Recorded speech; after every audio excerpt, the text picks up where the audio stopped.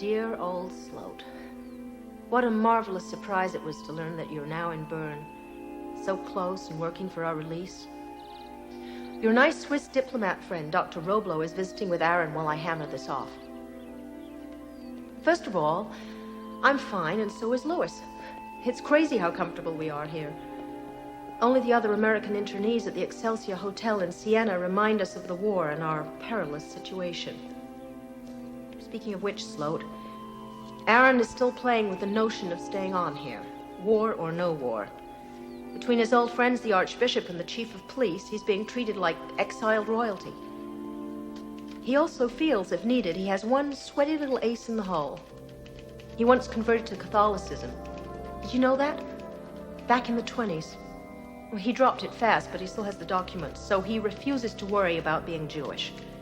Between that and his position as an American journalist, he feels safe here.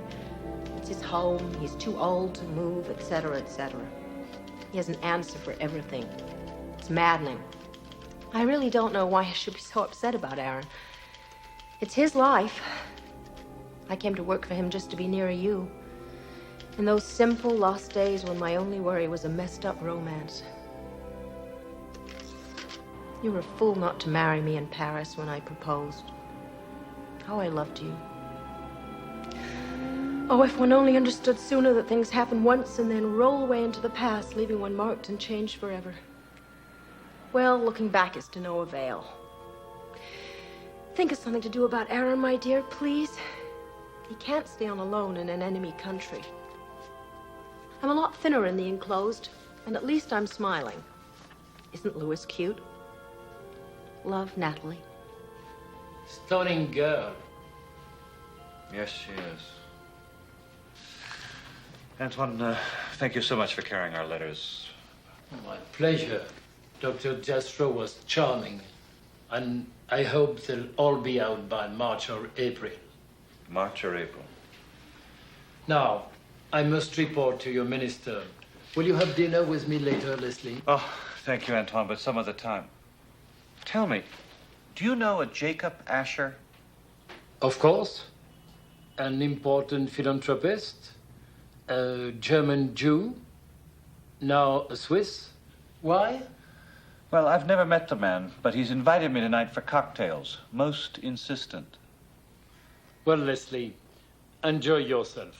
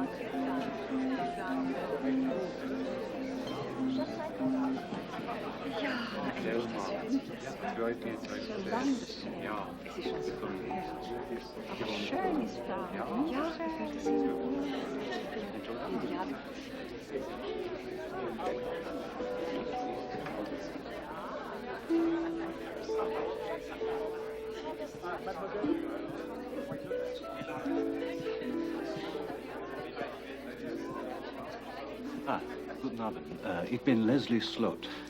Why don't we talk in English? All right. I'm Leslie Sloat. I'm the first undersecretary at the American legation here in Bern. Yes, I know. Ah, have we met? I asked someone about you because you kept staring at me. My apologies.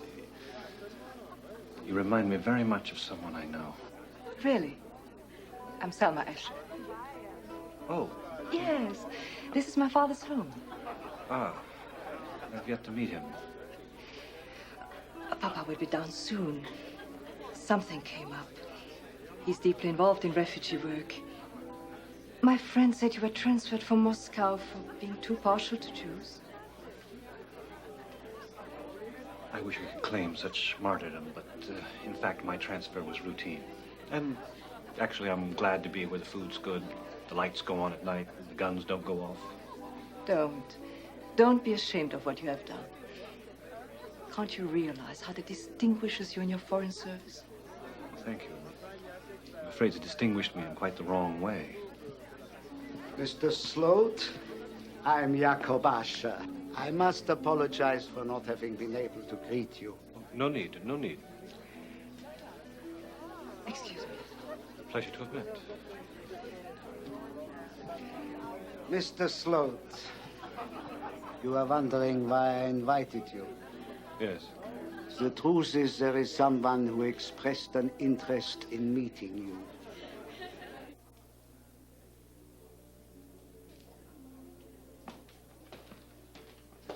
Father Martin, this is the American First Undersecretary Leslie Sloat. I'm very pleased to meet you. I'm Martin. Father Martin has greatly helped our work in the Jewish Refugee Council. No. One can do so little. You, of all people, cannot say that. No, please. Father Martin is also a German citizen. Uh-huh. Well, perhaps I will leave you two to talk. Thank you.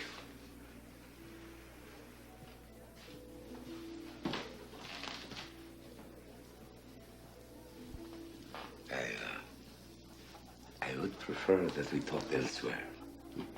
All right. Perhaps I'll walk with you back into the city. Walk? It's miles. No. It's only a couple. It's good exercise. Yes, I suppose. Shall we go?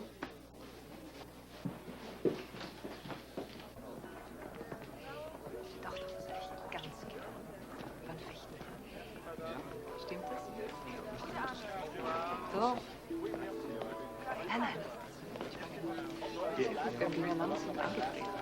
Entschuldigen Sie bitte. Oh, tut mir leid, wir werden nachher miteinander sprechen, ja? Vielen Dank. Dankeschön. I'm afraid I have to be going. Well. Good night. You must write your friend about a girl you met in Bern who resembles her. I'd like very much to see you again. Oh, no. I'd only depress you. Reminding you of your lost love. Goodbye.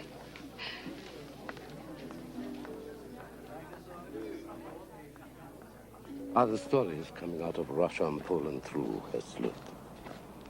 Stories? About the Jewish massacres. Such things is difficult to prove. Massacre victims can't talk. Yet in Moscow, one is told you did obtain some documentary evidence. Yes, I did. Certain photographs of a particularly gruesome nature from the region of Minsk. One's also told that you placed them in the hands of the New York Times, Sloat. Right again. In the story, all 10 lines of it ended up on the back page. It's terrible. It's terrible. Yes, it is. Particularly as it seems to have had a very depressing effect upon my career. Yep.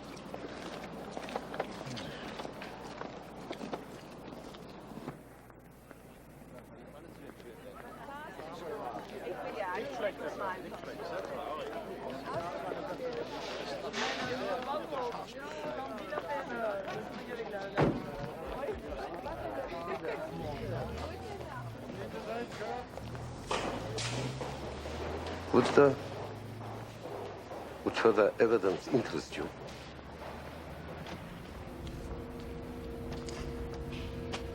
Conclusive evidence of new, unbelievable atrocities. The government would be very interested.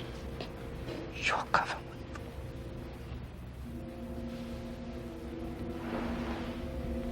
Do you like the cinema, Sloat? I'm very partial to the films myself, although I confess it's a frivolous waste of time. Yes, I go to films. Perhaps you'll join me one evening here at the Palace. As you could see, a Bing Crosby film's coming soon. He's my favorite. Would you enjoy that? Yes, of course, certainly. I'd be delighted to join you. Excellent. I shall call you. So, till then. Until then.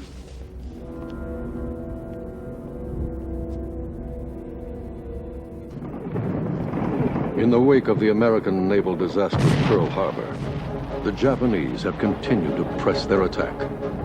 On Christmas Day, Hong Kong falls, while in the jungles of Malay and Burma, the Japanese continue their remorseless advance as Singapore prepares for a last-ditch stand. American positions in the Philippines crumble. MacArthur falls back to Bataan. The enemy takes Manila. The Japanese seem unstoppable, and by early February are well on their way to making the Pacific Ocean a Japanese lake. It is then that the American Navy finally strikes its first counterblow. A carrier task force under Admiral William F. Bull Halsey aboard the Enterprise steams southwest into enemy waters to bombard Japanese strong points in the Marshalls and Gilberts.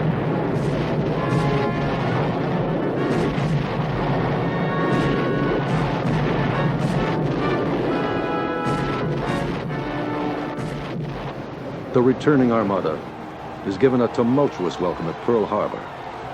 Journalists hail the attack as a resurgence of American power in the Pacific, the turn of the tide.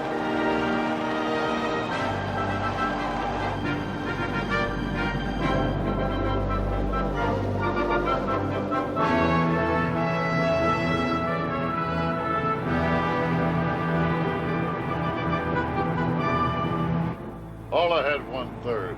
All ahead 1/3, aye, sir. Engines answer ahead 1/3, sir.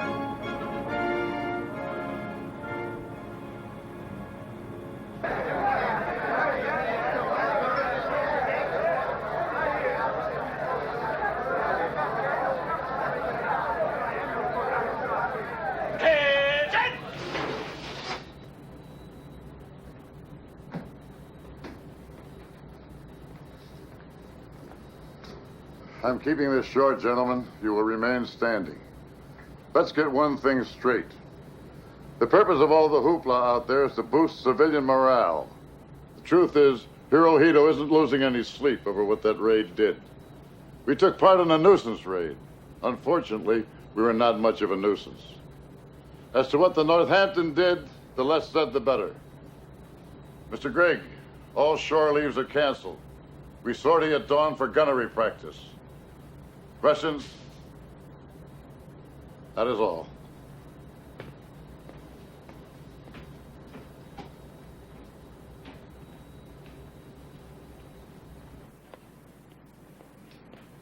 That's a bill, Captain.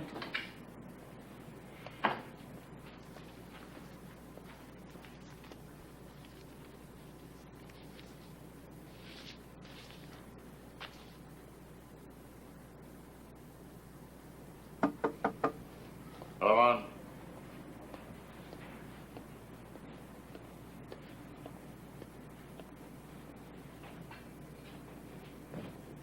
Admiral Spruance his compliments, sir. He invites you to dine with him at 1800 and listen to your friend Alistair Tudsbury's special broadcast from Singapore.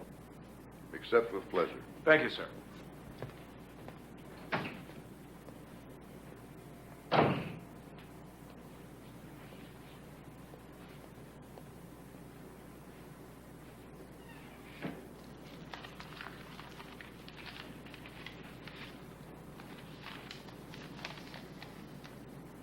Dear Pug, this is from a well-meaning friend. I realize what war can do to a marriage, but I hate to see it happen to a model couple like you and Rhoda. Why don't you write and ask her about that very tall man she plays tennis with?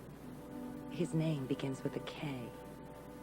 And that isn't all she plays. She's been seen in all the wrong places with him at the wrong times, and everybody who's ever known you two is talking. Unless you do something PDQ, you can kiss your marriage goodbye. A word to the wise from a well-wisher.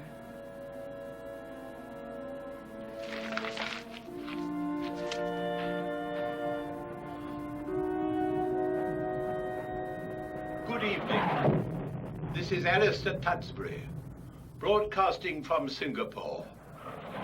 As this broadcast reaches you, Japanese heavy artillery is raining destruction on this great island city from across the Johor Straits.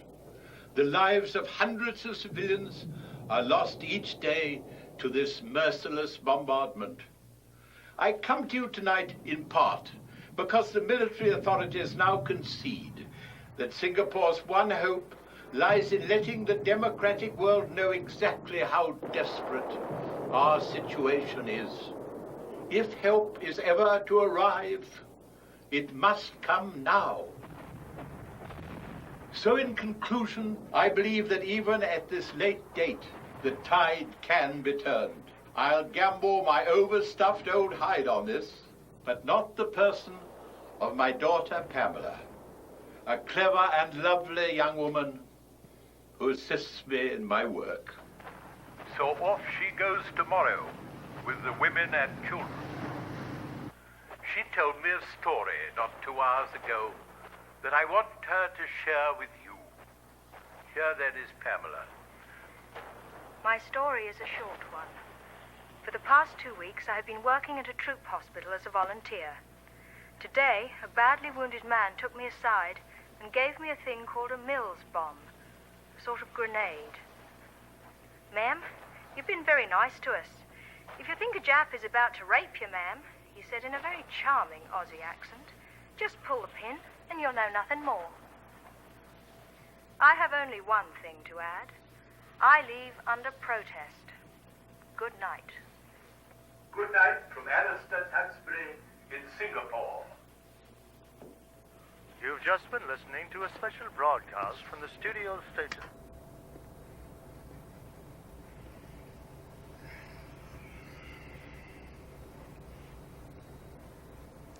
The fall of Singapore will be worse than the fall of France. It means the collapse of an entire world system. Our side needs a victory out here. We do.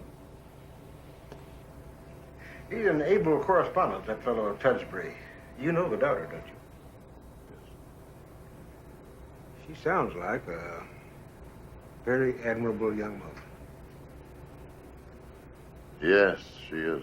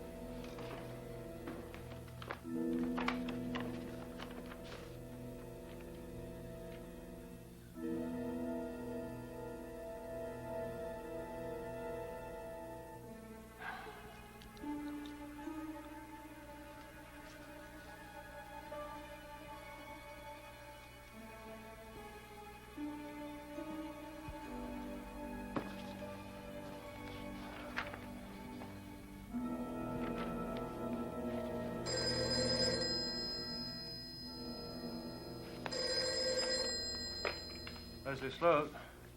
Hello? Here's Selma Asher. Will you take me to dinner? Good God, yes. When? Where? I'll pick you up in half an hour. Oh,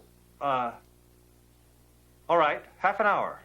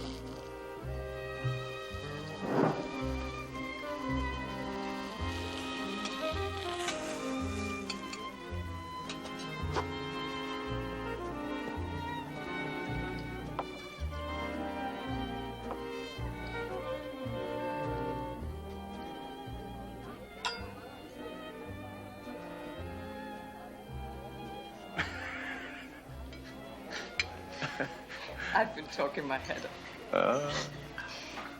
Does Natalie talk so much? Oh, more, much more. She's very opinionated and very argumentative. Oh, then I think we're really not much alike. Well, I'm rapidly forgetting the resemblance. Truly. Poor me. That's the only reason you're interested in me. Not once you spoke half a dozen words. Then you're not sorry I called? Selma, I'm delighted and I'm flattered.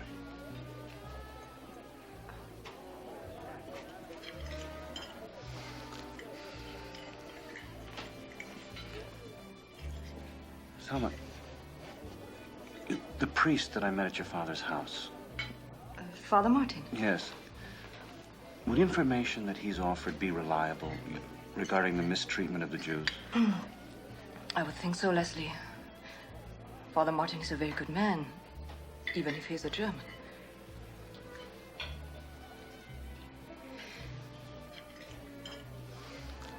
Do you like to dance? I dance abominably. I've done it so little. But I would like to dance tonight. By all means.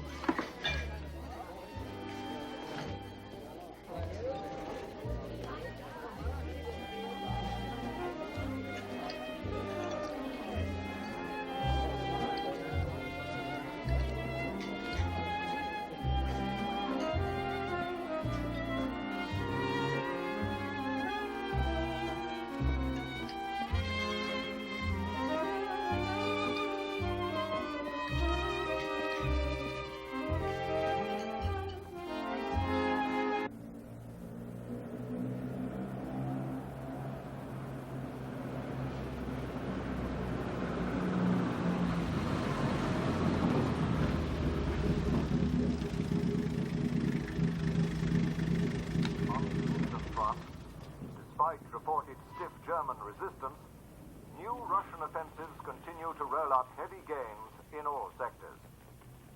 Meanwhile, in North Africa, in a series of lightning strikes, the German panzer divisions under Field Marshal Rommel have recovered nearly all the ground won by British forces at the turn of the year. In the Pacific, the Japanese have begun a series of major attacks, with new fighting reported in Java, Borneo, Surabaya, and throughout the entire Dutch East Indies. The war news is always so terrible. I can't think about the war tonight. I won't. Tonight was very nice. Thank you.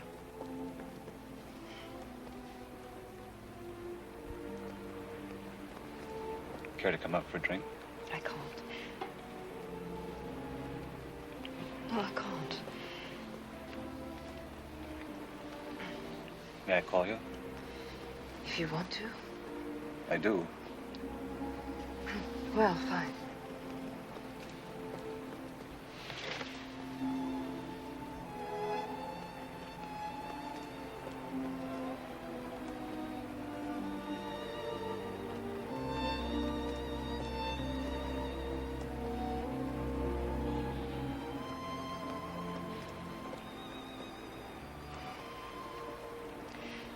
Now, I've done two bad things since I met you. What was the first? Asking a man to dinner. Kissing me was the second? Not you, Leslie. Kissing a Gentile. I've not kissed many Jews either.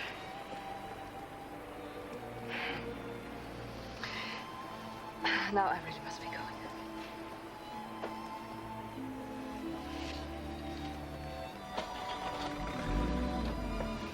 I will be calling you. Good night, Leslie.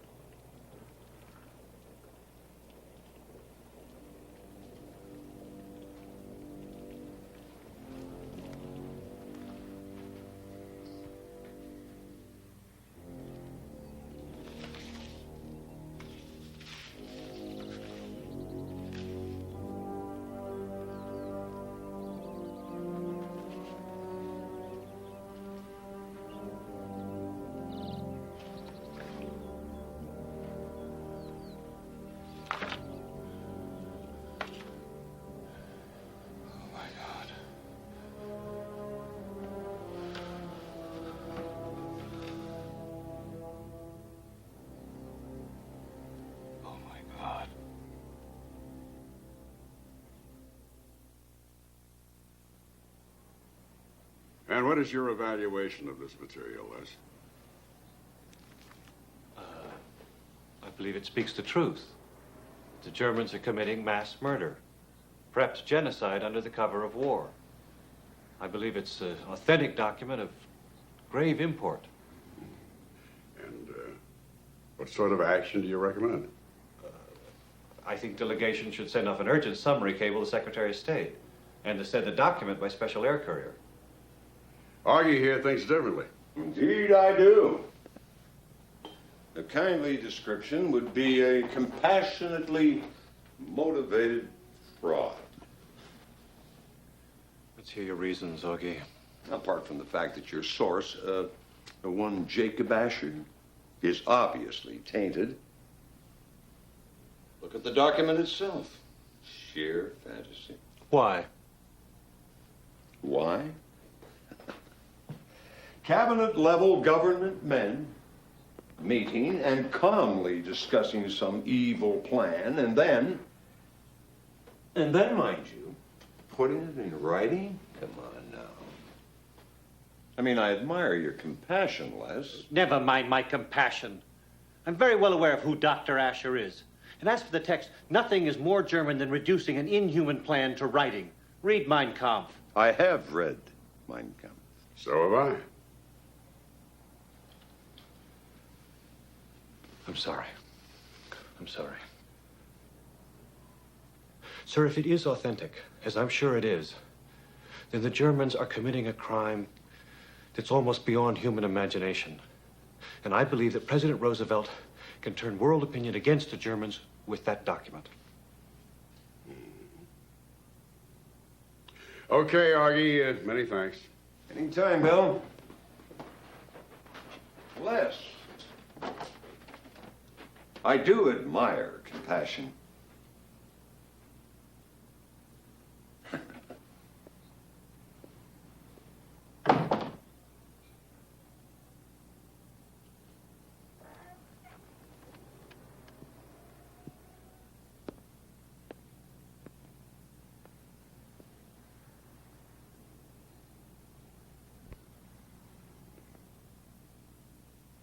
I'm sorry, Les, but I'm with Augie.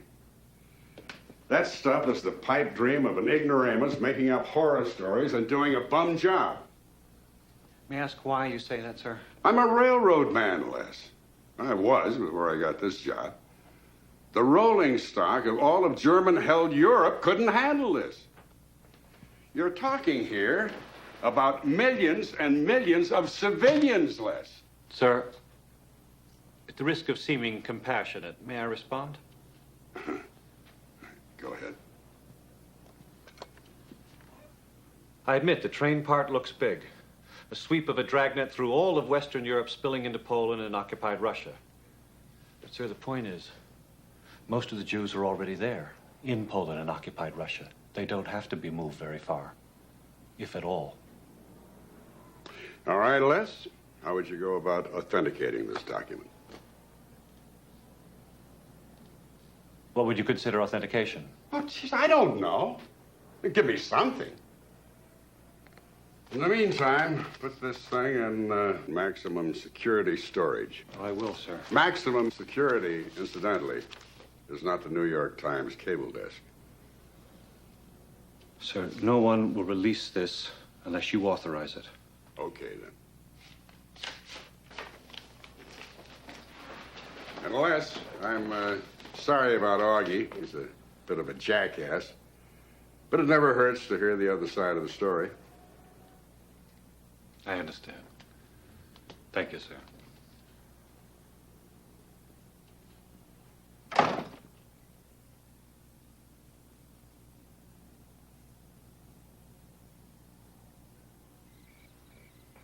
April.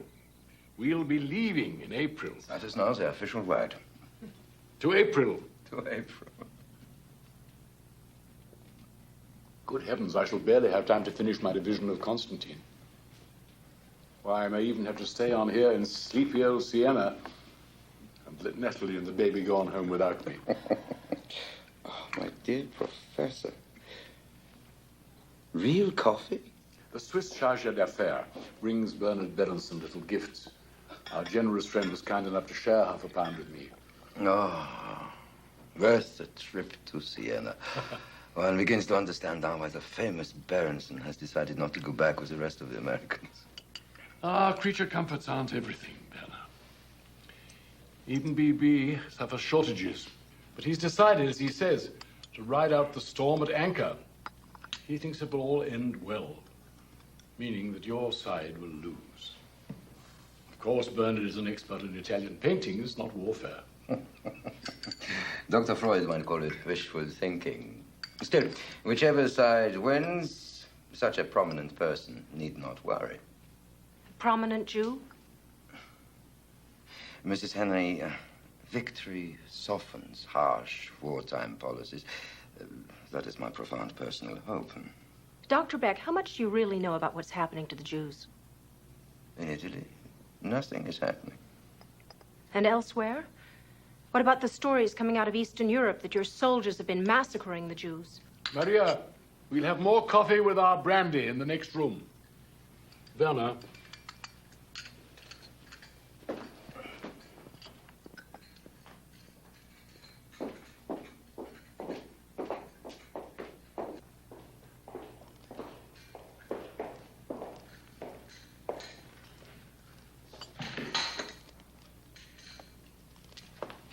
Cigar, Werner. Thank you.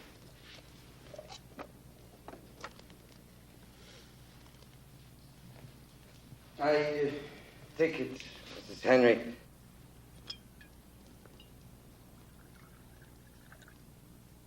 Glad your question was not merely provocative. But when you ask me whether the German army has been massacring the Jews, then I respond that this is a lie.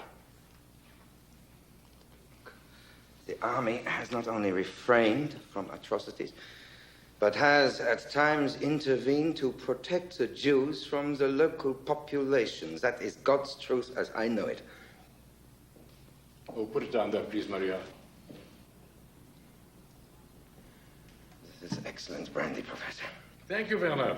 I had the foresight to lay in a few cases back in 37. Dr. Beck, have you ever visited a concentration camp? Never mind. Mrs. Henry, I'm not saying our regime does not have many regrettable things to answer Then I for, would but prefer to change the subject. Natalie Werner is our guest. You and your baby are alive simply because he rescued you. Besides, my idea of staying on here in Italy is nothing of his problem.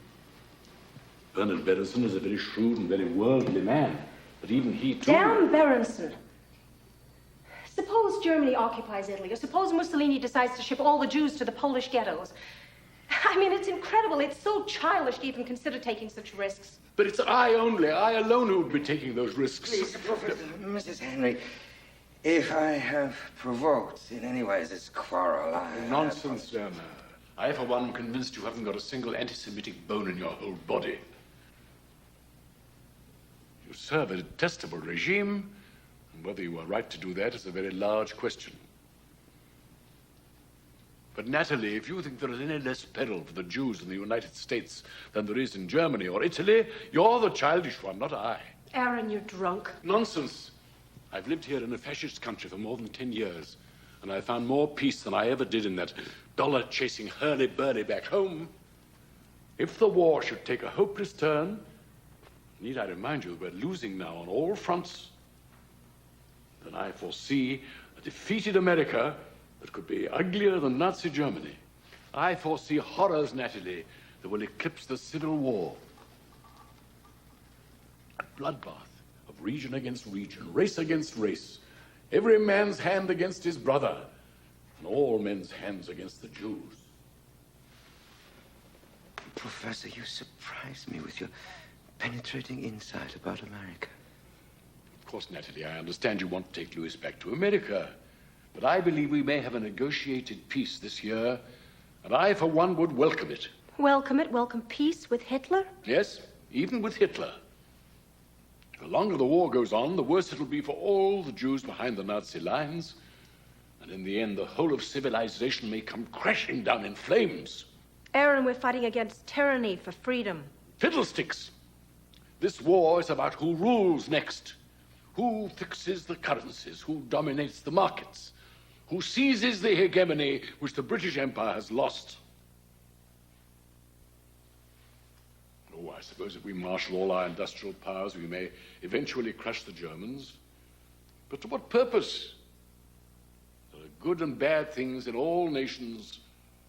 The hegemony can be shared.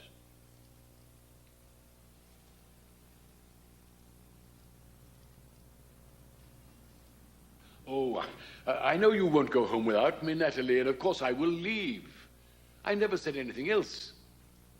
But I will not be treated like a soft-headed old fool simply because I considered staying on.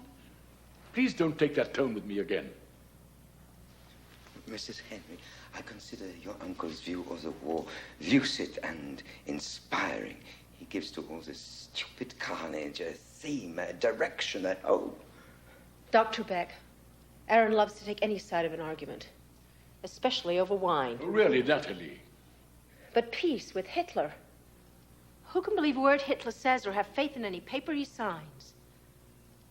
That is not an insoluble problem. Exactly. The skin of the tyrant is not a steel plate. So history teaches us. I must tell you, my old and trusted teacher, I have considered many times into the dawn the ethics of tyrannicide.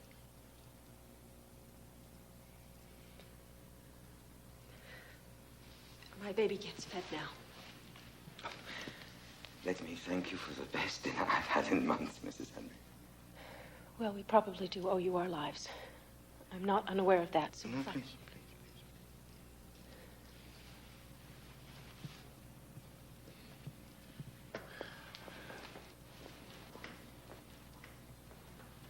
You spoke with the grasp of thucidity. Ah, Bernard, it was only a rush of angry words. No, not at all. There are good things and bad things in all nations. The hegemony can be shared. Brilliant. Right. Restores one's faith in the possible brotherhood of mankind. What a profound tribute to the Jewish spirit. Oh, you're too kind. Professor, would you consider coming to Rome and talking to the press correspondents of neutral countries. Only neutral countries. None of Goebbels' propagandists or Gaider's hacks. But what on earth would be the point of that?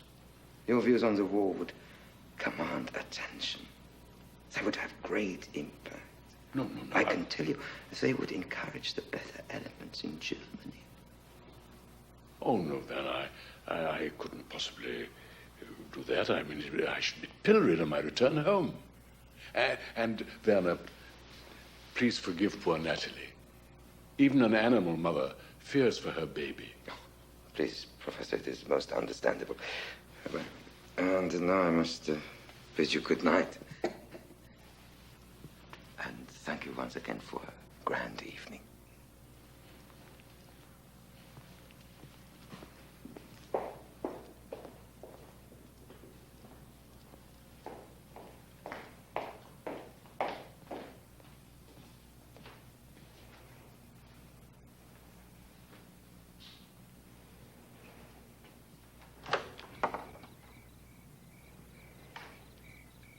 Professor, I shall be pressing you yet again to share your prophetic insight with a suffering world. Fair warning. I am not a prophet, Werner, nor even the son of a prophet. A pleasant journey to you. Thank you. And now, I have heavy news. Singapore has fallen. That the mighty bastion of empire, which held out so long against insuperable odds, has honorably surrendered to spare its civilian population from further useless slaughter. And so, let us go on into the storm and through the storm. You have just heard Prime Minister Winston Churchill speaking from London. In his brief message to the Commonwealth and Empire, Mr. Churchill called the surrender an honorable one. When an empire dies, it dies like a cloudy day, without a visible moment of sunset. The demise is not announced on the radio, nor does one read it in the morning paper. What was Singapore? Singapore was the city. Singapore was the naval base. Singapore was the bastion of the empire. But at the bottom, Singapore was a narcotic myth, which dulled the pain, while the grip of white Europe on Asia was amputated. And now the colored Malays have new masters with colored skins.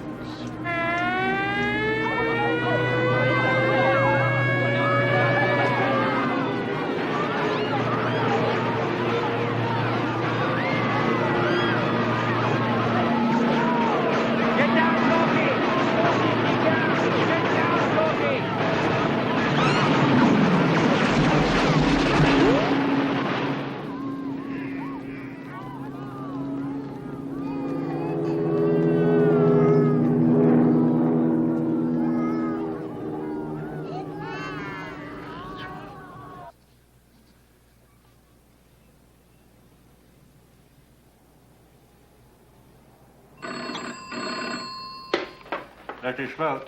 It's Selma. I'm in a phone booth. Selma, are you all right? Why haven't you been returning my calls? Look, my father found out about our evening together. I promised not to talk to you again.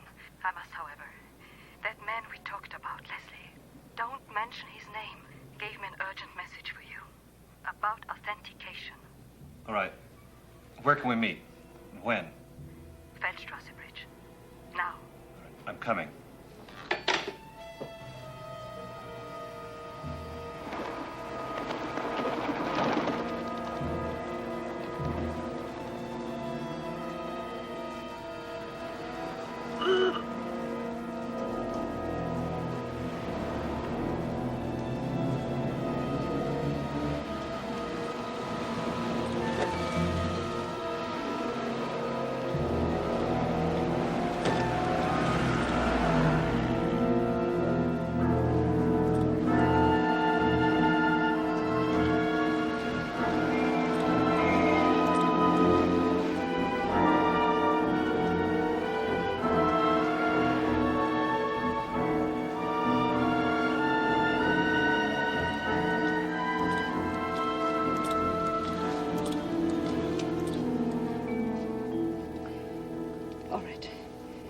Father Martin has arranged a meeting with a man high in the German legation. The German legation? That's fantastic. Who? He wouldn't say it. He wants you to meet him at 6:30 Sunday evening in front of the postal office on the Alderstrasse. From there, he will take you to the rendezvous. He begs you not to breathe a word to anyone about this. Sona, thank you. This is very important. I'm sorry I had to involve you. I suppose he decided I'm a safe messenger since I'll be gone so soon.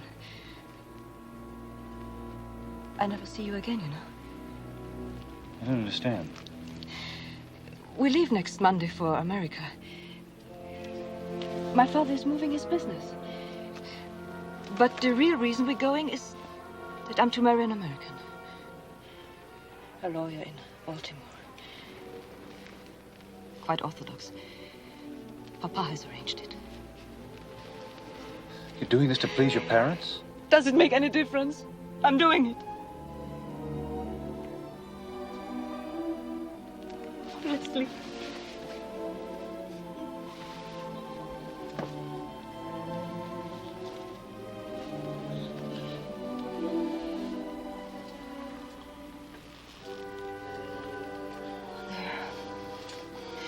I remember you always. I'll never forget you. Yes, you will. You've had so many adventures. You'll have so many more. But now I've had my one.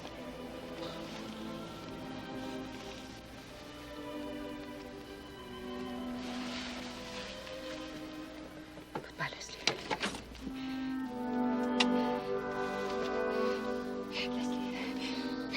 I don't know where all this Father Martin business is leading. But please take care. I've never seen a more frightened person.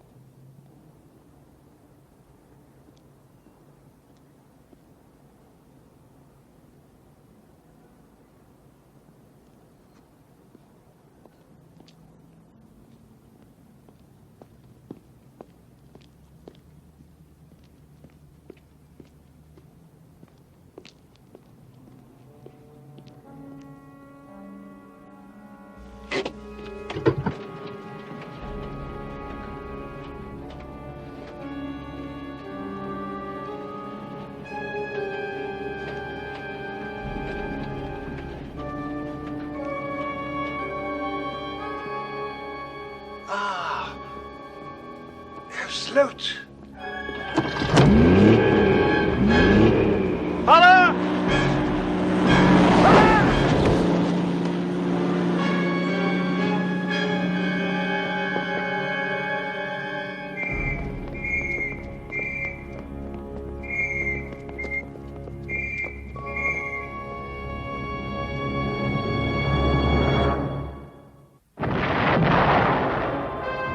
On the Russian front, Adolf Hitler's order to stand or die is obeyed. The massive Soviet counterattacks slaughter more than 200,000 enemy soldiers. But somehow, Hitler's armies manage to hang on. Some pullbacks are forced, but the line holds from Leningrad to the Black Sea.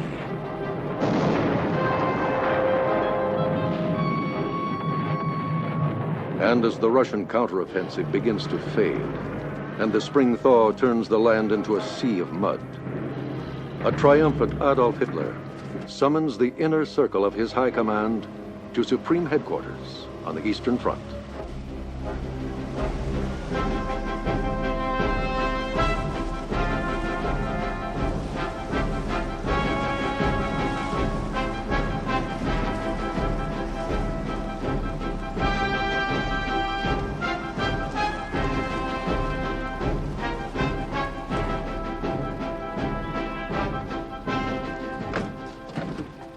Colonel General Franz Halder, now Chief of Staff of the German Army. Major General Armin von Hroon, his Chief of Operations. Field Marshal Wilhelm List. Field Marshal Fedor von Bock. General Friedrich Paulus. Field Marshal Gerd von Rundstedt.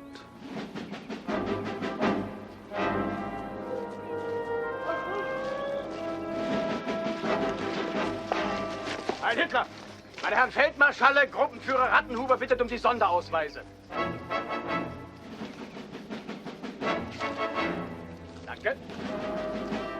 The winter battle in Russia is ending. My order, to stand or die, saved the Wehrmacht. My Führer, it was a great military decision. Reichsmarschall Hermann Goering, commander of the Luftwaffe, the powerful German Air Force, one of Hitler's oldest and most trusted Nazi associates. We will annihilate the Bolshevik Empire. If not for your iron will, Lieutenant General Alfred Jodl, Chief of Operations of the OKW, Hitler's supreme headquarters command. be echoing through the streets of Germany. Exactly, mein Führer. The greatest Field Marshal Wilhelm Keitel, Commander-in-Chief of the OKW. to give such an order to his Grand Army. And when he allowed the retreat, the Russians pursued him all the way to Paris. My life's aim has not changed since I wrote it down in prison 20 years ago in Mein Kampf. I will seize the living space in Russia that we won in 1917 and was swindled out of by the Versailles Treaty. Russia is the heart of the world land masses. He who dominates Russia dominates the world. With the fall of Singapore, the British Empire is in receivership. The world imperial system is broken up. America is paralyzed by our devastating U-boat campaign and by the victorious march of Japan. All the land masses of the earth, 150 million square kilometers, are at hazard. It is a moment that comes once in 1,000 years. Now is the time to seize the initiative, throw in all our forces, and in a huge new offensive, wipe out the entire defense potential remaining to the Soviet Union.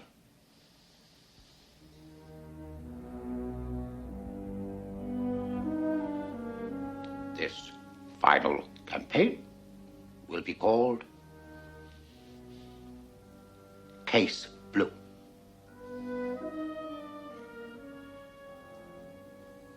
The German people trust me. My soldiers trust me, because I am one of them, a common foot soldier. Any general that does not have faith in me, I will dismiss, dishonor, and crush. Then I will find others to fight and win. Case Blue.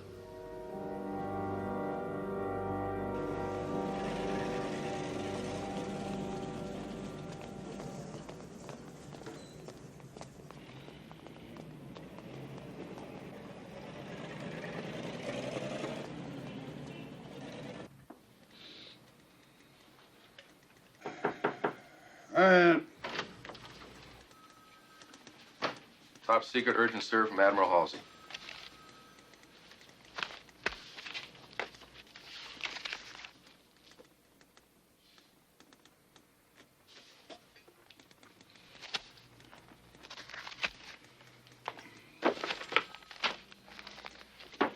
going to the White House. Admiral, the president's reported sick and bad. I know.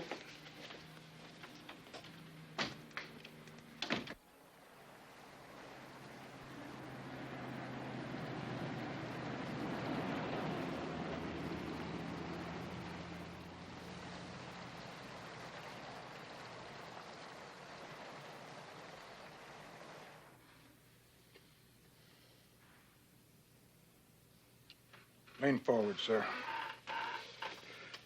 Take a deep breath and hold it.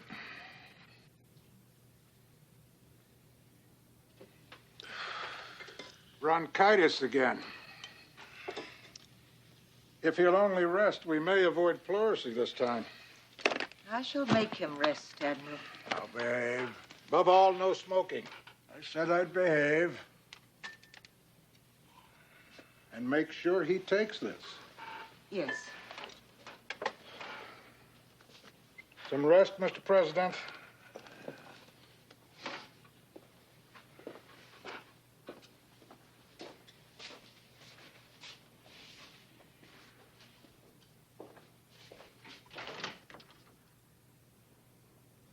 No cigarettes. Thank you, Ross.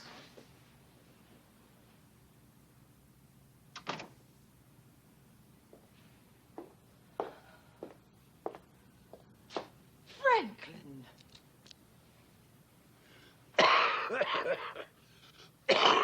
Those boys on Bataan. I failed them.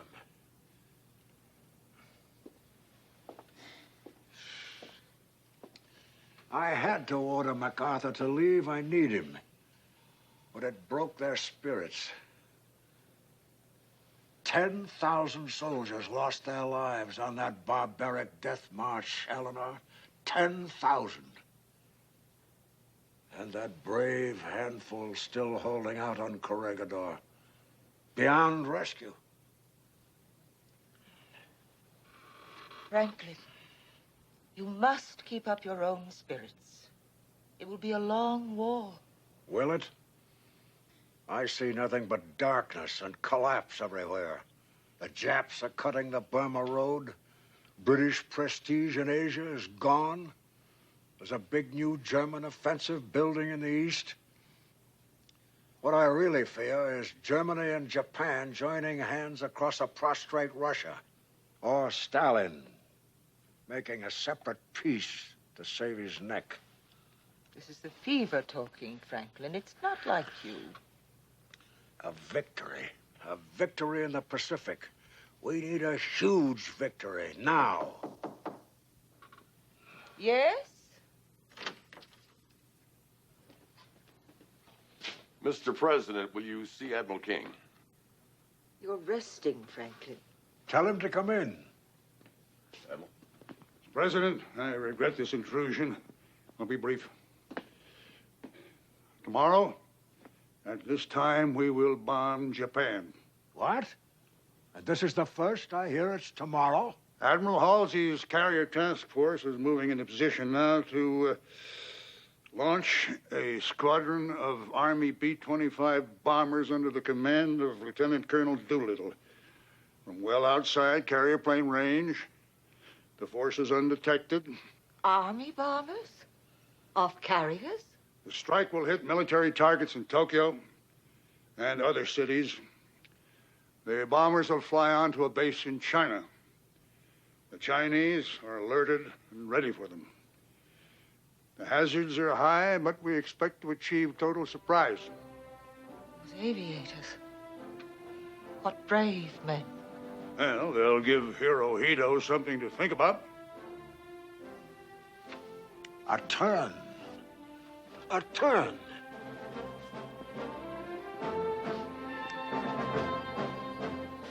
Yes. I think of those young pilots, and I think of Longfellow's words. Humanity, with all its fears, with all its hopes of future years, is hanging breathless on your fate.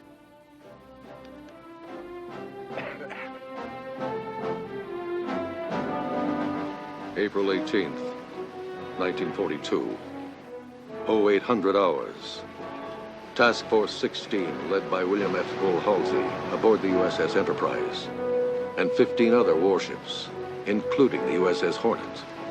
16 Army B-25 bombers lashed to her flight deck, lie deep within Japanese waters, 624 miles east of Tokyo. I hear this. Admiral, you're all wondering where we're taking all those B-25s that are over there on the deck of the Hornet. Gentlemen, here is our destination. This force is bound for Tokyo to avenge Pearl Harbor and Bataan.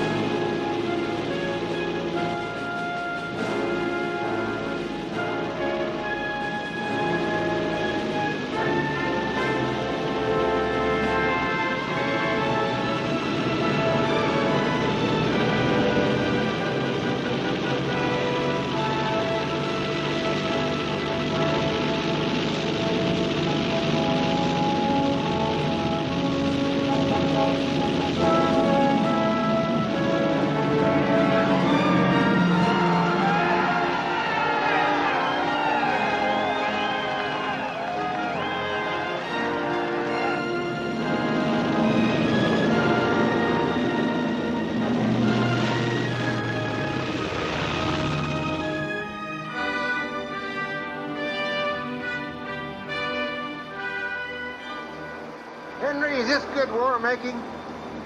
Or is it just a showy stunt? That depends upon how the Japs react. My hat's off to those Army aviators, though. Oh, yes. The price of the raid will be steep. 17 of the total of 80 Army aviators will be killed or captured. 15 of the 16 aircraft, fuel tanks exhausted, will be lost as they crash land in China. The raid will have almost no impact on Japan's war production or military capability. But the Doolittle Raiders' heroic deeds and their soldiers' deaths will not have been in vain. The Tokyo raid sends spirits soaring on the home front and around the world. Radio Tokyo conferma danni causati su case, ospedali, ambienti culturali. Questa è la prima incursione nemica su Tokyo dall'inizio delle ostilità. Gli intercettatori giapponesi hanno risposto immediatamente all'attacco confermando l'abbattimento di 9 bombardieri.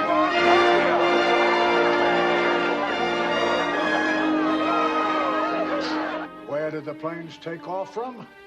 Why, from Shangri-La, ladies and gentlemen. From Shangri-La. You mean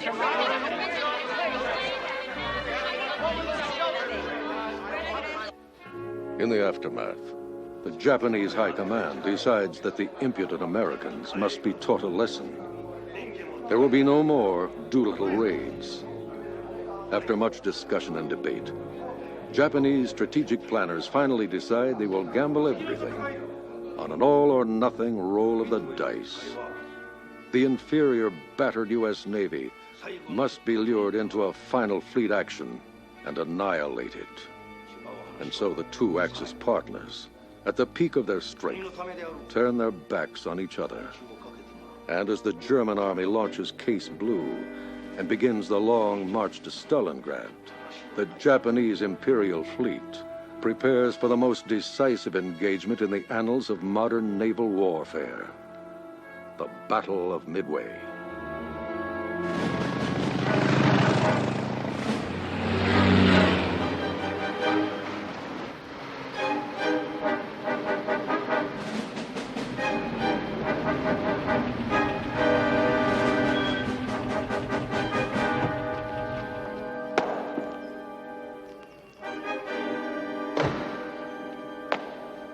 SS Colonel Karl Adolf Eichmann, party number 899-895, SS number 45326. A fanatical Nazi, the Gestapo's expert on Jewish affairs, Eichmann is chief of Section 4B4 of the Reich Security Main Office. His primary responsibility, the organization and execution of SS Reichsführer Heinrich Himmler's final solution.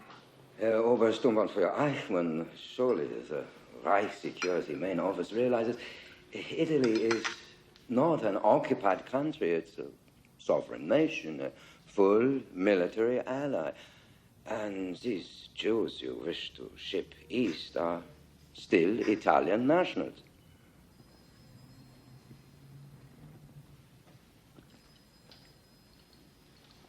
Herr Dr. Beck, haven't you ever had a virgin? I'm afraid I don't understand. The principle is the same. Lots of soothing words, disarming talk. Then at the proper moment, after the first time, no problems. I'm not entirely sure that is a useful parallel, Herr Eichmann. Most Italians like the Jews, or at least feel sorry for them. Even Mussolini The himself. Italians are not to be taken seriously. It is the Führer's unshakable will to cleanse the continent of Jews. Italy will be no exception. But to return to his principle, you must get Italy to hand over some Jews, however few and on whatever basis, at once. As soon as that line is crossed, resistance to the Jewish policies will crumble. Oh, yes, yes. Once the Jews are physically removed, their wealth remains behind for confiscation. When your slimy Italian politician gets a taste of that revenue, oh, you'd be surprised how quickly he will embrace the Führer's vice policies. It's happened in country after country. With all due respect, Herr Eichmann, I cannot imagine what basis I might propose that would result in the Italian government turning over its citizens. Fortunately, I can. You see, the way to start is with the Italian Jews who are already in Germany. There are precisely 118 of these delightful people. Now, you will propose that Italy takes charge of all German Jews who have fled here, while Germany takes control of all Italian Jews on Reich soil. I see. I hope you do. I have to point out, Herr Obersturmbannführer, I will be asked exactly where these 180 Jews will be resettled, what they will do there, and in what circumstances. Very well. Write whatever you want. Nothing will ever come of it. That is not how the Foreign Service operates, I'm afraid. We've been very factual. Very well, Herr Dr. Beck. If you like, I'll be glad to tell you precisely where the Jews will go and what the disposition will be by direct order of the Führer. If you like, Herr Dr. Beck.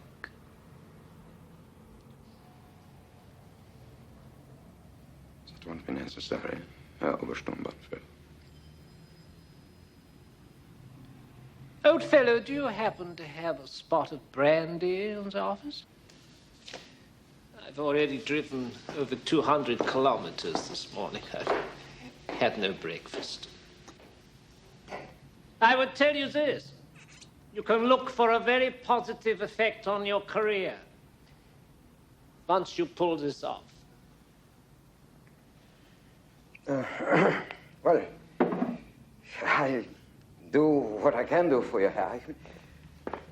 But The Italians will have the last word. I can't help that. So, you can't help that.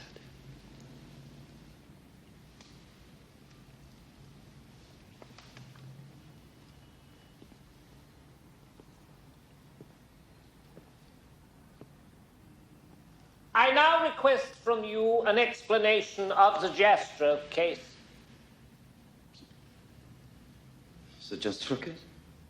You have sequestered in Siena a 70-year-old stateless Jew, Aaron Jastrow, a prominent author from the United States, his niece, and the infant. You have written to them, you have telephoned them, and you have visited them. Yes? I don't know what you're implying, Herr Eichmann. I have made no effort to keep any of it secret. You know you studied in the United States and that Jastrow's your teacher. Is that why you are protecting the Jew? I am not protecting him. I am hoping to use him. Oh? In what way? As you yourself have pointed out, Herr Eichmann, Herr Dr. Jastrow is a prominent American author. Yes, Herr Dr. Beck? Well, that is exactly it. I am hoping he will make a series of broadcasts in which he will picture the Germans and the Japanese as deprived and misunderstood proud people, and the Allies as fat cats clutching riches gained by armed force. He will picture the whole war as a useless bloodletting which should be stopped at once by a sharing of the hegemony. His own brilliant phrase, he used it in my presence. Such a suggestion of world leadership being shared, coming from such a prominent Jewish author, could have great impact in America to weaken the war effort and encourage a peace movement. When will Jastrow be making his first broadcast? That's not definite yet. It's a question of persuading him, which takes time. Really? Why should that be? Persuading a Jew is simple. To be effective, it has to be done of his own free will. Jews will do whatever you want them to of their own free will. However, I understand you now. Jastrow is your teacher. He's a fine man. You don't want him upset or frightened. It isn't that you are coddling or protecting a Jew.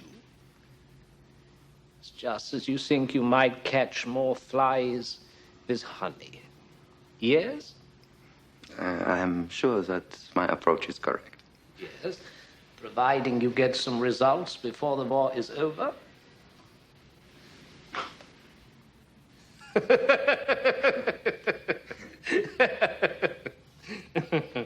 Tell me, Herr Dr. Beck, is your family here with you in Rome? No, they're at home in Stuttgart. How many kids do you have? 3. Boys, girls? Yeah, 2 girls, 1 boy. Oh. Oh, please, please. Oh, how beautiful. And with a fjord, too. Oh. Girls are so sweet. I have 3 boys. No luck on girls. You know, no matter what, I always try to get home to see the kids. At least once a week, even if it's only for an hour. I suppose you are as fond of your kids as I am of mine. I love my children, actually. Good. Right. Well, let's do some straight talking, shall we? Can Reichsfuhrer Himmler expect a progress report fairly soon on those 118 Jews? I'll do my best. Excellent. Oh, I'm so pleased I could come here and we could thrash this out. You have a heavy responsibility. So do a job for the Führer.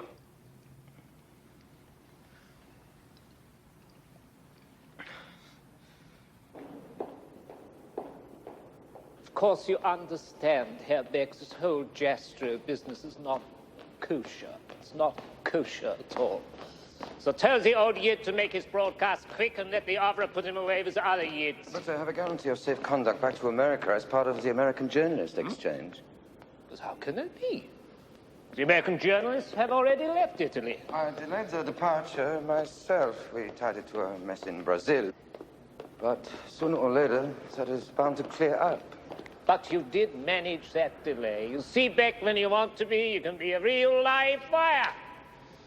Well, good luck, Herr Dr. Beck. Heil! Heil!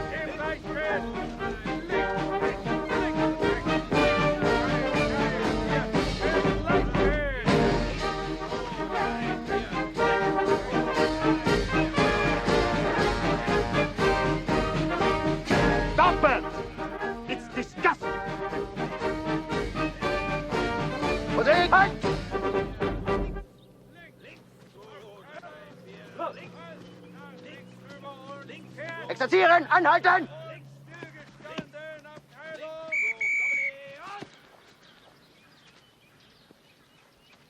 Call these SS men? They're marching like gypsies! Like Chinamen! It is the kind of parade to put on for Reichsführer SS Himmler! You're playing like street beggars! I want them drilled. Drilled until they drop. I come back at 1500 hours for another inspection. If there is no improvement, straight to the Russian front. Front line. The whole lot of them. Birkenau. Zu Befehl, Herr Kommandant.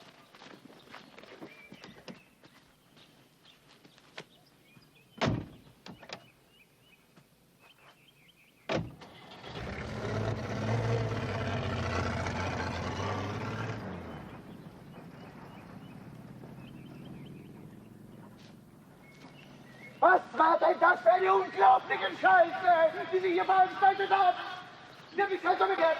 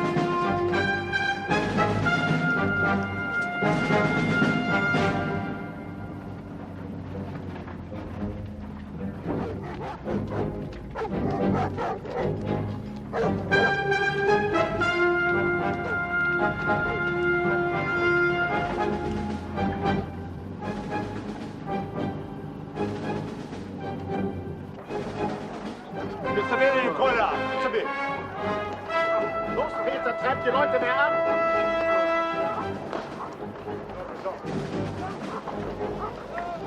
Nick, Starke Ladung.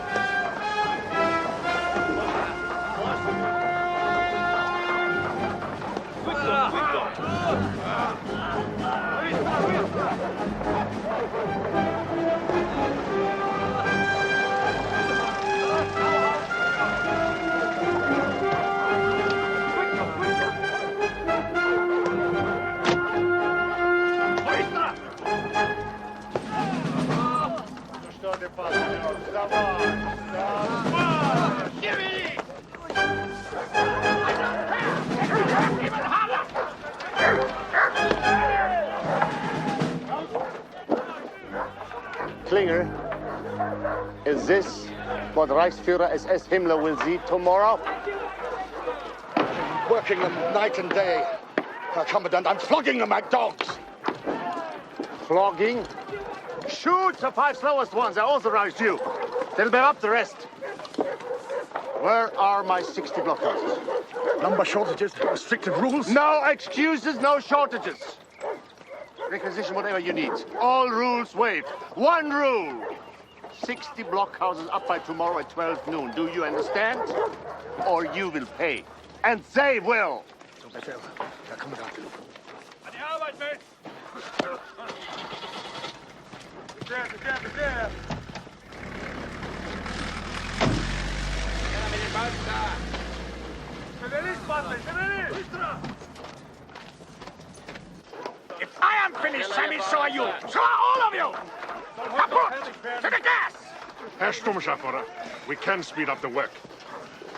We have ideas. Let's hear.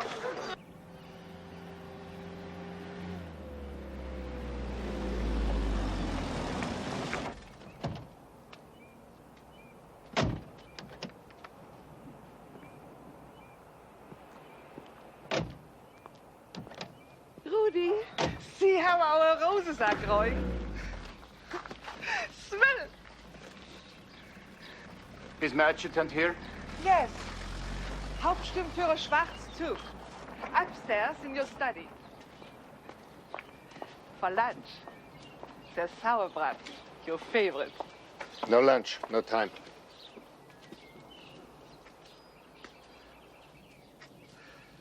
That Klinger in Birkenau has gone crazy. He asked for trucks to speed up his job. I squashed him good. Prisoners are horses, I said. They walk. Give him trucks. What else? Why did the damn fool wants floodlights on his job tonight? All night long. Floodlights. Let him have them. That's an air defense rule. I make the air defense rules. Call Central Supply? Right now. Zu Befehl, Herr Kommandant. Great. Much, much better. Just like machines. Program?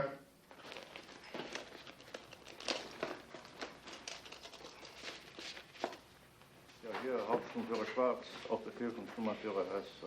Nice job. The printing shop outdid itself. Die Konstruktion der Baracken, die... Aerodrome, trooping of colors, band serenades, honor review. Soll der Unterscharführer Klinger. Gruppenführer Kammler himself will do the map talk at breakfast.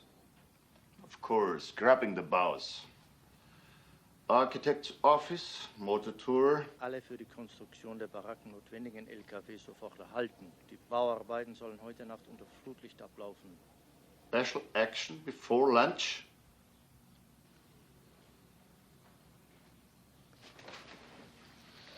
Who is responsible for this idiotic change? Die Konstruktion der Baracken, die notwendigen Panzer... The Railroad Directorate.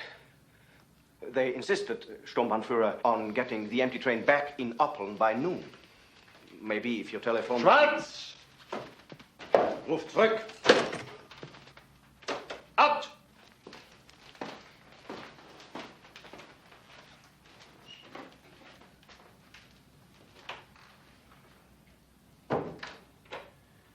Special action from beginning to end. Before lunch. What kind of appetite will our guest have after that? Are you insane? Commandant, I tried. The empty train. The railroad directorate insisted. This is Reichsführer's SS business! Understood? I'll throw the whole railroad directorate into Block 11. And you too! You stupid Schwein! Dauernd gibt es Schwierigkeiten mit dieser Eisbahn. Anscheinend bin ich von lauter Vollidioten umgeben. Wenn man nicht alles selbst machen kann, beliefert! Verdammt nochmal! Hauen wir ab! Die Straße! This Himmler visit is making us all nervous wrecks. We'll all be glad when this is over. He doesn't sleep, doesn't eat, only drinks. It's the whole army.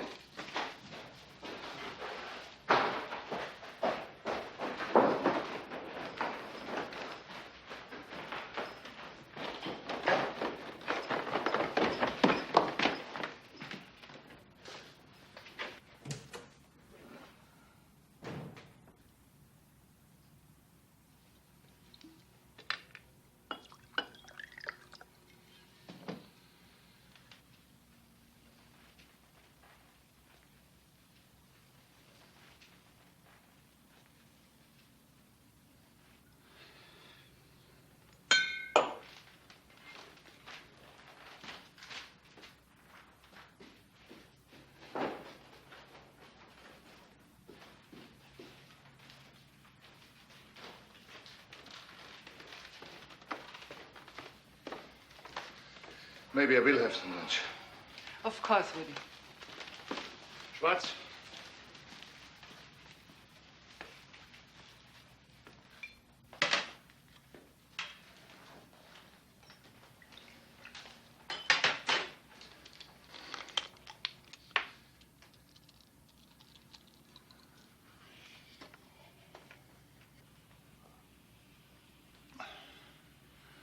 Special action. All in order? 100%, Kommandant.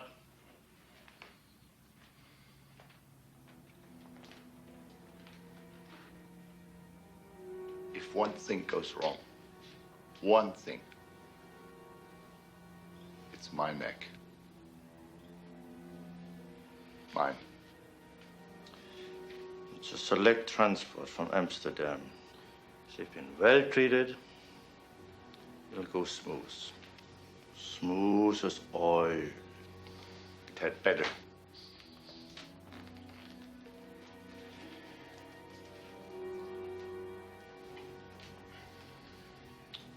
A hard thing to watch, all the same. Orders. He wants to see a whole action from beginning to end. He watched one in Russia didn't approve. Crude business. They made them dig their own mass graves, he told me. Then mowed them down and buried them. Clothes and all. Here, of course, we are more practical, more humane. Still, have a glass of brandy.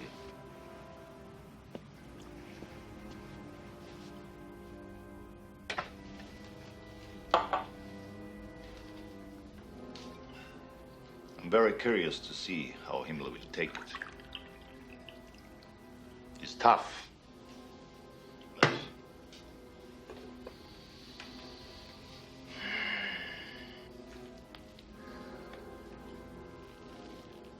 Commandant. Never before have I dared ask this. Suppose...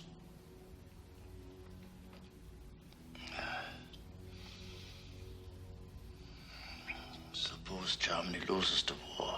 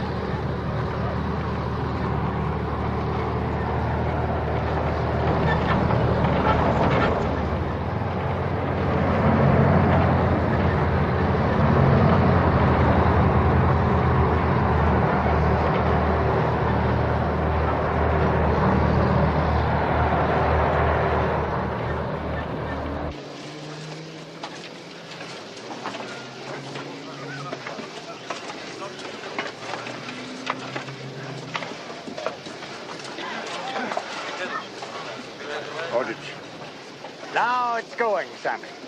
Twice as many men, thanks to the trucks. This was an idea. Just the side towards the road.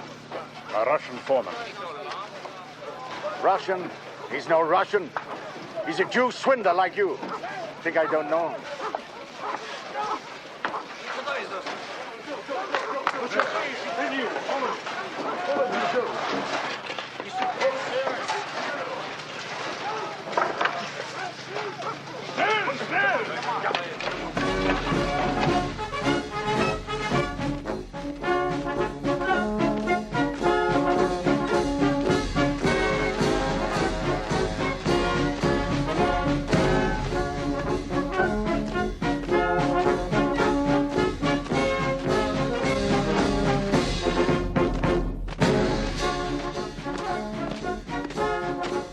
Reichsfuhrer SS Heinrich Himmler, Nazi Party number 14303, SS number 168.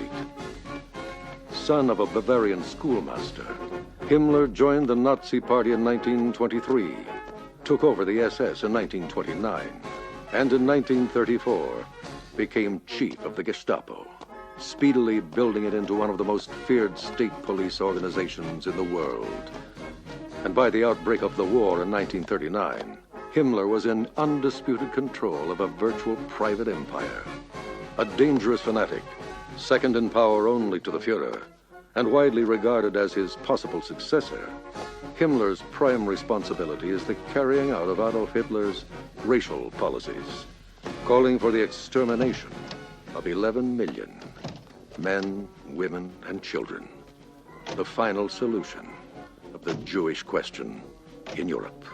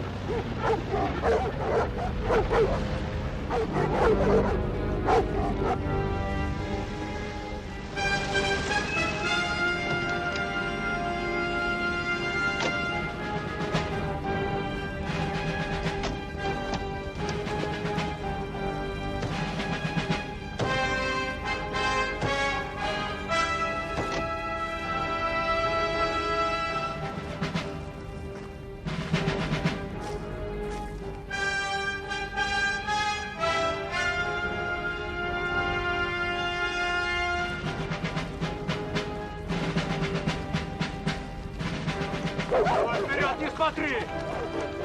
Ауа! Давай, давай! Вот чего смотришь, давай!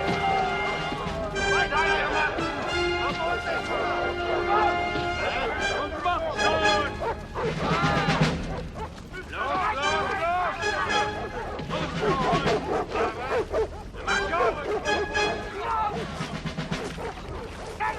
Nicht so faul! Weiter jetzt! Никто не смотрит по сторонам.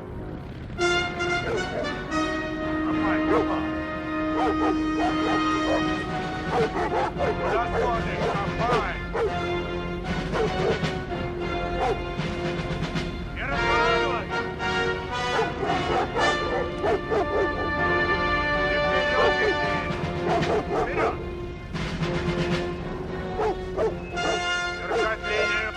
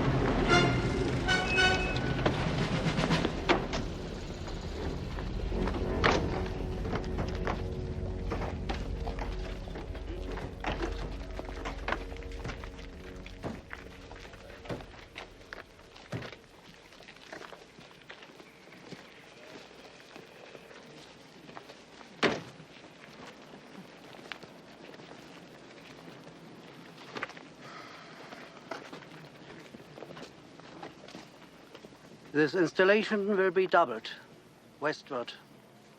Total capacity, 200,000 prisoners for the new factories. It will be done, Reichsführer. Tremendous drainage problems to the west, Reichsführer. An SS officer does not recognize difficulties. He overcomes them. How this is to be done is your worry, not mine. Jawohl, Reichsführer.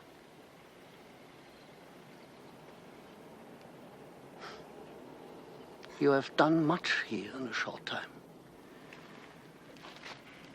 Yeah.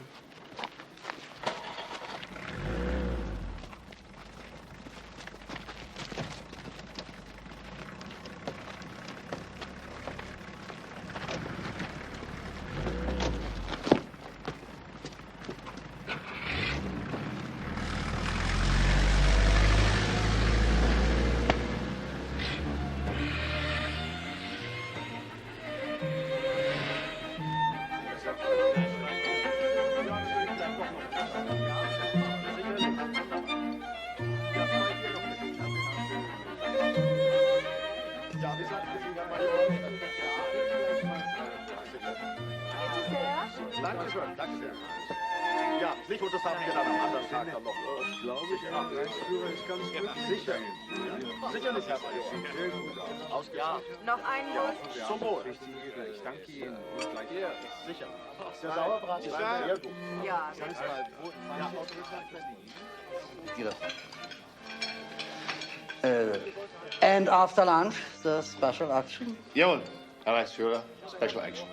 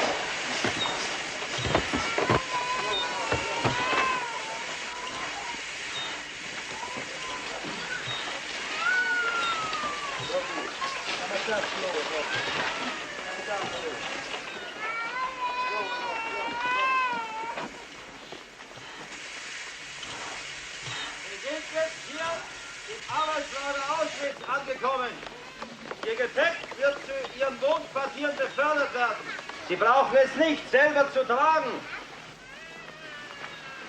Dit is het werkkamp Auschwitz. De bagage zal straks naar de huisvestingen gebracht worden. U hoeft het nu niet mee te nemen. Wenn Sie sich einmal hier eingelebt haben, Dann werden Sie Ihre Talente in einem Formular eintragen. Es gibt genügend Arbeit hier für Sie alle. Ehrliche Arbeit wird Ihnen und Ihren Familienangehörigen eine Menge Ärger ersparen. Later moet u op formulieren invullen wat voor werk u doet. Een goede dag werk zal problemen voor u en uw familie voorkomen.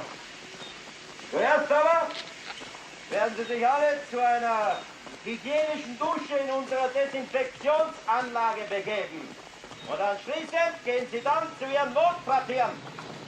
Nu moet iedereen naar die ontsmettingsafdeling voor routinehygiëne. Daarna naar de huisvesting. Zuerst aber werden wir einige kräftige Männer und Frauen zum kurzfristigen Arbeitsdienst auswählen. Nu zullen we een aantal gezonde lui uitkiezen. Tijdelijk werken. Jetzt gehen Sie hier links zu den bereitstehenden Lastwagen und wir bitten Sie dort aufzusteigen. Das wär's. Nu moet iedereen links daarop gaan.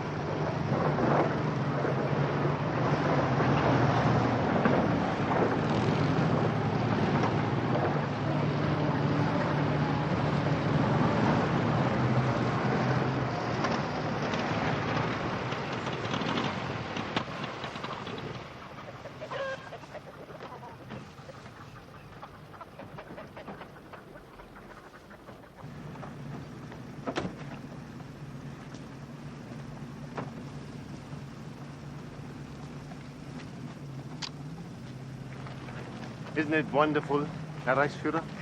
So peaceful.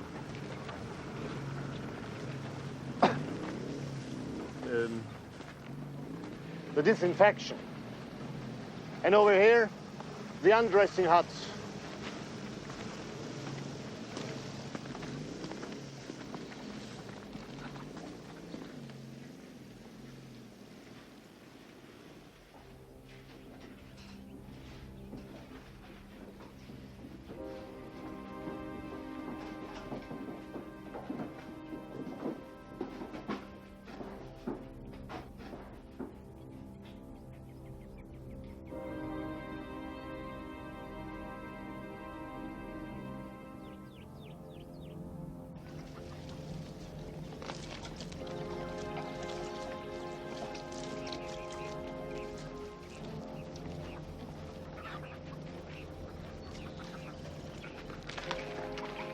Towels and soap.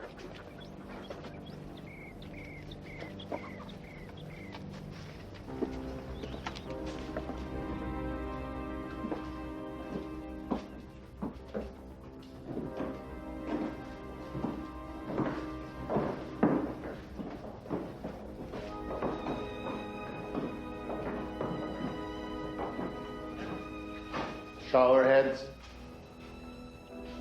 or the windows?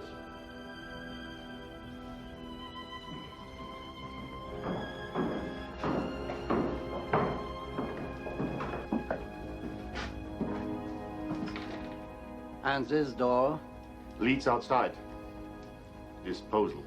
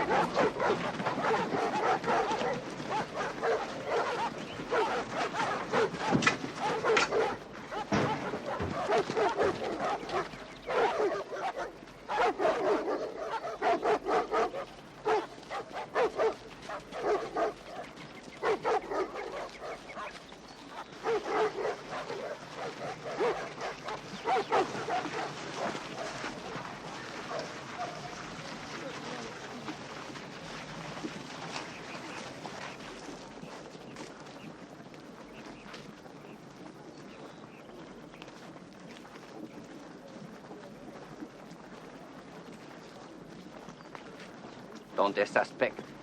Not yet. That's why the SS. We take no chances.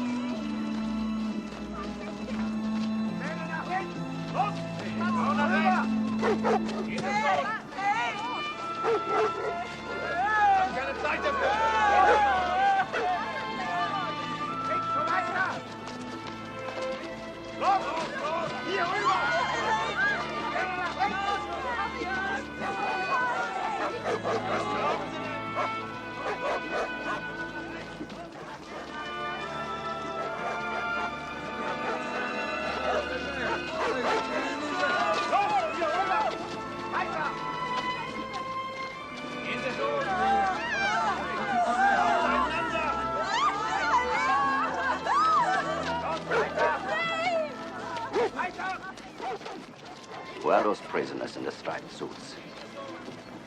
Choose. The most timid, the most nervous ones, picked out when they arrived. Then they get a choice.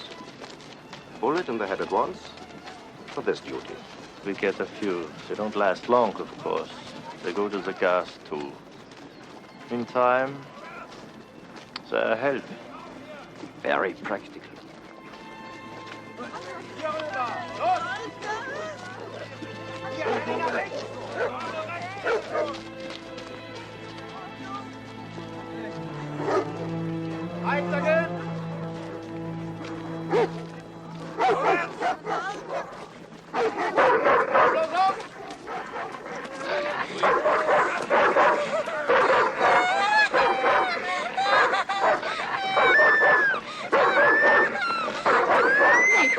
Alsjeblieft, meneer.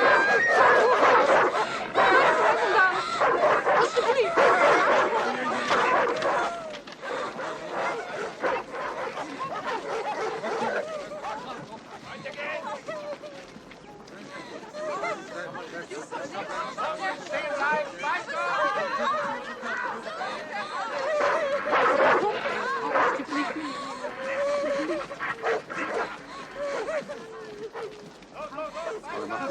staan, u moet verder gaan, u moet doen wat ze je vertellen en het kind mag niet huilen. Ja, Gaat maar toch daar, verder. kijk, daar gaan we naartoe. Daar gaan we naartoe. Kijk, kijk, een bloem. Een bloem. Kijk, hier huilen die dus. Hier huilen die dus. Kijk, die mag je hebben. Die mag je houden. Die mag je houden. Ja, kijk. Niet huilen hoor, nu blijf wel. Ik ben mijn moeder. Ik ben je mami. Alles zal goed zijn. Ja.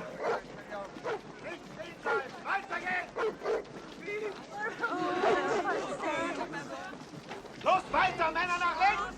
Nur nach rechts! Gehen Sie weiter, gehen Sie weiter!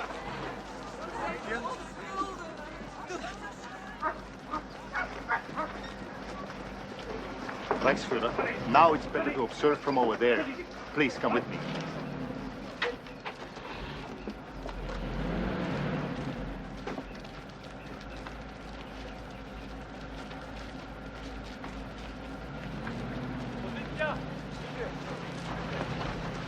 Abteilung, Stellung nehmen, im Laufschritt, Dalli! Auf beiden Seiten, rechts und links, keiner darf entkommen. Bei Fuß. Now at least it will go fast.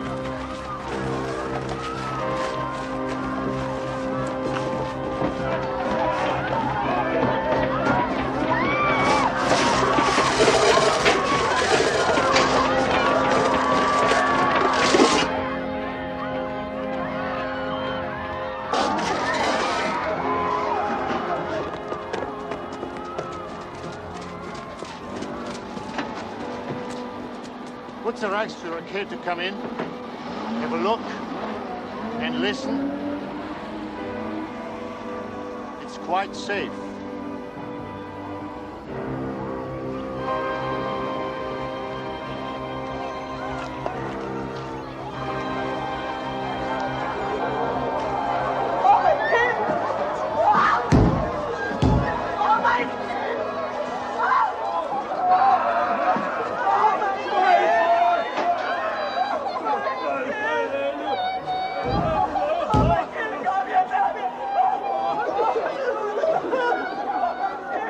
like a synagogue, I always say.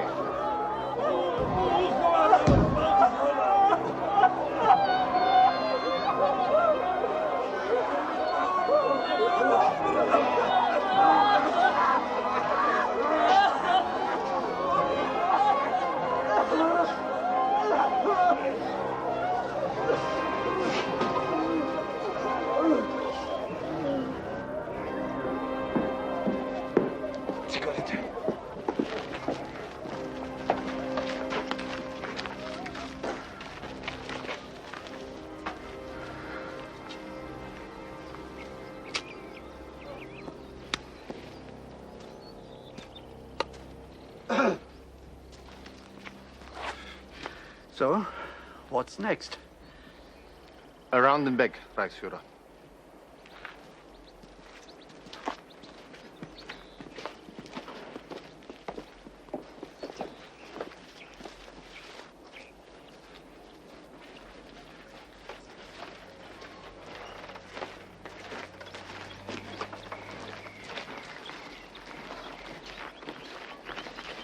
We've already had a special action this morning.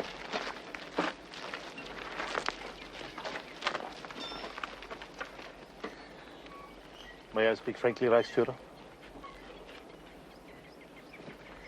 This is our greatest problem. Disposal. I've told Berlin over and over that burial is no answer. Not on the scale Colonel Eichmann projects for special action. And what about the others?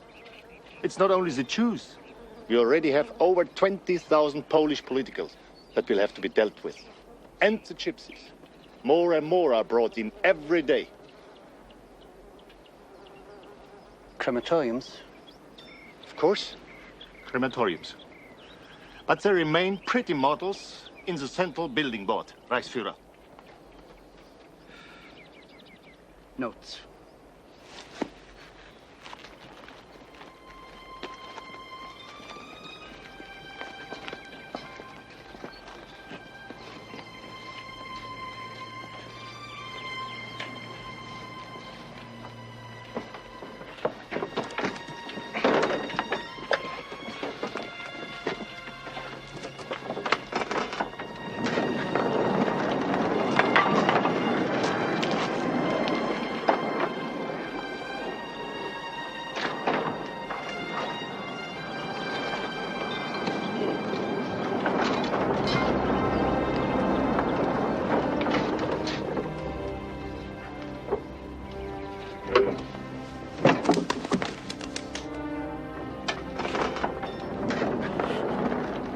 Quicklime.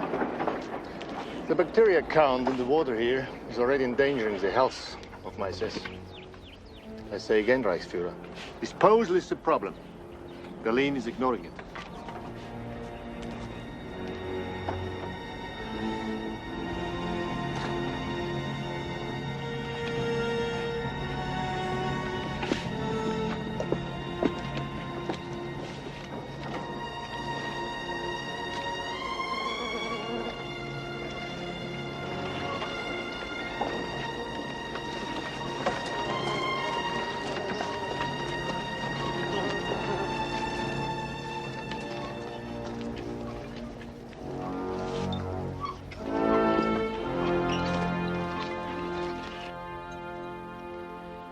I shall issue orders to override all projects in this province for labor and materials.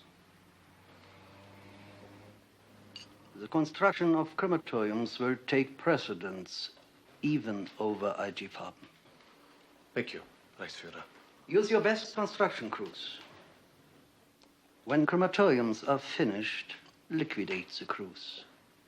Understood, Reichsführer. The request of your medical unit to perform special sterilization experiments on Jewish women. Granted. Great news for our medical staff. You have given me an honest look at Auschwitz. You are doing your best under tough wartime conditions.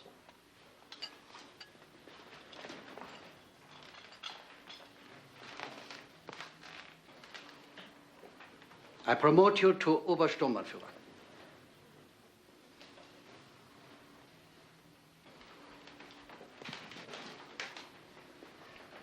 Führer.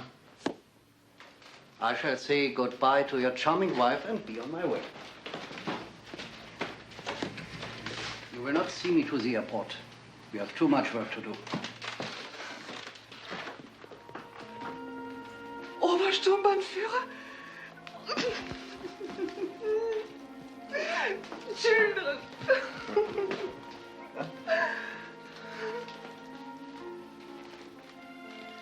What a charming little girl.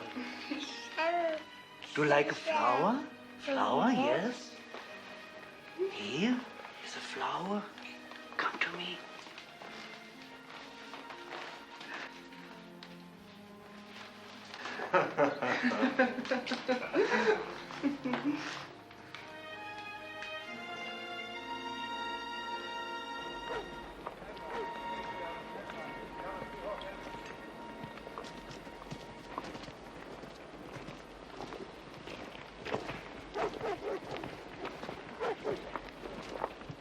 We have a new job. Arbeitskommando Crematoria. Crematorium. For ourselves. Never. It's possible to escape. Even from Auschwitz.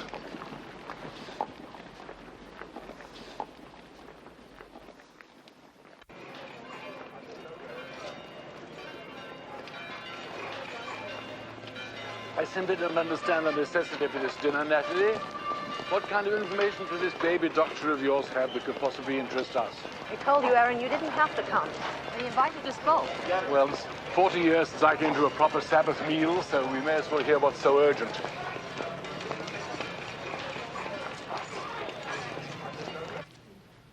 Professor? Thank you, Signor Sacerdote.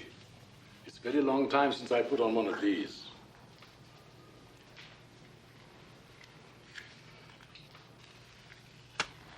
להדליק נר של שבת. ברוך אתה השם אלוהינו אמן. גוד שבת. גוד שבת.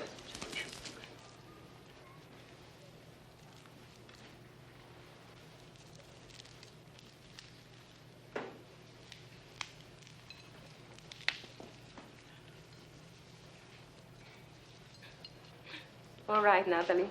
We will take the baby to the bedroom.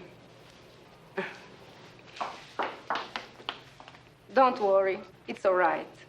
Let Miriam take care of him. She's better than a governess.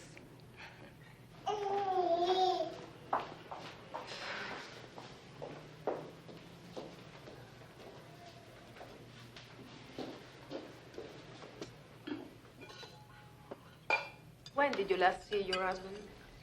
It's almost 2 years now. You know he hasn't even met his son. This Brunello is very fine, Dr. Castelnuovo. From our own small vineyard. Mrs. Henry, I asked you here this evening because there are some things better not spoken of at the office. I have been in touch with Avram Rabinovitz. Avram? How are you acquainted with Avram Rabinovitz, my good doctor? My son-in-law and I partially finance the sailing of the Redeemer. And I have a good report for you. They reached Palestine unharmed. You sure? Slipped through the British blockade. Excellent news, Dr. Castelnuovo. And Rabinovitz, what about him? He made his way back to Marseille. That's his base. He's there now. Mrs. Henry, why didn't the two of you leave with the other American journalists? Rabinovitz is very puzzled and concerned. He has asked about this repeatedly. We were temporarily detained. But why? Reprisals. 3 German agents in Brazil, posing as Italian journalists, were arrested. And so the 3 of us... German agents in Brazil? What can that possibly have to do with you? You're Americans. That makes no sense. None whatever, I agree. Our State Department is pressing the Italian government through Bern to send us to Switzerland at once. I am not concerned. I am. My niece finds it hard to accept that our government has 1 or 2 things on its mind besides our release. But we have further protection. A protection of rather unusual nature. What do you say, my dear? Shall we confide in these delightful new friends of ours? As you wish, Aaron. The first secretary of the German legation in Rome is an ex-student of mine, Werner Beck. He has been a very good friend. Then why doesn't he help you with all this nonsense about Brazil? He has. He's been burning up the lines to Berlin. He assures us that our release through Switzerland is only a matter of time. Do you believe that? My guess would be that this same Dr. Beck is preventing you from leaving Italy. Oh, how preposterous! Why? What would there be in it for him? You asked the right question. It's to his advantage to have the famous Dr. Jastrow trapped in Italy and dependent on him. In what way? I'm sure you will find out. Now I have a message for both of you from Avram Rabinovich. He says, get out while you can. Don't you think I want to get out? But how? With us, Mrs. Henry. Get out with us. We are arranging with Avram to go to Palestine. The whole family, all of us. Aren't you overreacting? This is Italy, not Germany. Dr. Jastrow, only last week we heard in the synagogue the fascists are planning to round up all Italian Jews on Yom Kippur. Once collected, will be handed over to the Germans to be transported to the east. Doctor, my good friend the Archbishop assures me that the Vatican intelligence net is the best in Europe. If such a thing were even remotely possible, I promise you he would not have kept it back from me. Possibly. But the Church has much property and influence to protect in Germany and Italy. We Jews had better look out for ourselves. You have taken me into the bosom of your family, and I assure you we are warmly grateful for it. But I feel we must go now. Come, Natalie, fetch the baby.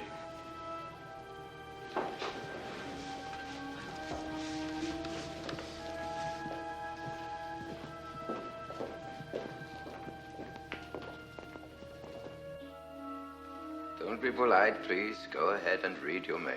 Your kindness has not gone unappreciated, Werner. Please, Professor, I enjoy very much being able to bring you your mail.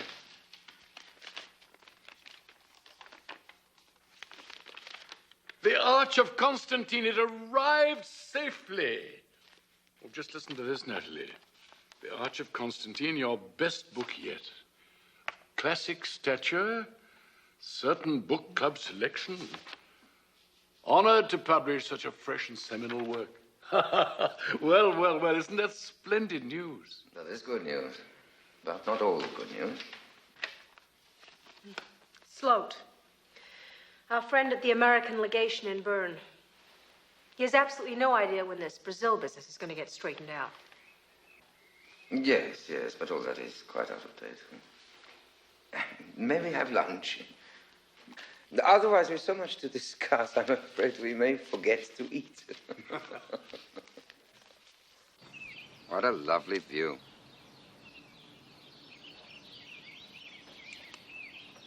Won't you be sorry to leave it behind? Are we leaving it behind? That is why I've come, Professor. Then you have our releases? Not exactly. Almost as good, however. Professor, Italian radio wants to put you on the air. You and other famous enemy aliens, Berenson, perhaps, Santayana. Dear me. Well, Dr. Beck, what has that to do with our release? If the professor will simply come to Rome and record a leisurely 2-hour interview or 4 half-hour broadcasts, the Ovra will allow me to arrange in advance 3 exit visas and tickets for a Rome-Zurich plane. The Brazil business will be set aside, and you will be on your way. You won't even have to come back to Sierra. So, how does that strike you, Dr. Jastrow? Well, I confess I'm rather bewildered, Werner. Would they want me to discuss something in my own field of work? Constantine, for instance? Oh, no. They want a philosophical view of the war, simply showing that not all the right is on one side. You remember what you said, Dr. Jastrow, on the occasion of my last visit? That would precisely fill the bill. But I had far too much wine that night, Werner, and Natalie had provoked me. It was just a bad-tempered outburst. But, Professor, you have a great original vision of this world catastrophe. And that theme of sharing the hegemony is perfect. I'm sure you would not only please Rome Radio, but impress your countrymen as well. And to state matters bluntly, you would get out of Italy at once. Well, how about Berenson and Santillana? Have they agreed to this? The Italian radio people consider you the key personality. Once you agree, they are sure the others will follow suit. Then neither of them knows anything about this yet. No, Werner. I couldn't possibly attack my own country on enemy shortwave. Surely you can see that. I'd rather rot here in Siena. There's also the question of Mrs. Henry and her baby rotting here. And then there's the more serious question of just how long you can stay on in Siena. I've made a long trip to lay this before you. I didn't expect a rejection out of hand. I thought I'd earned your confidence, Professor. What is the question of our staying on in Siena? By the Ovra pressure never lets up on me, Mrs. Henry. You realize you belong in a concentration camp with the rest of the alien Jews? I was reminded of this very pointedly when the broadcasting idea first came up. Well, I can't fathom this. Surely we're guaranteed eventual passage to Switzerland, aren't we? How can Rome Radio blackmail me into wrecking my reputation? Just be firm, Werner. Tell them to put it out of their minds. I won't even consider it. That, I must tell you, is a grave statement, Professor. Nevertheless, it's my answer. It's final.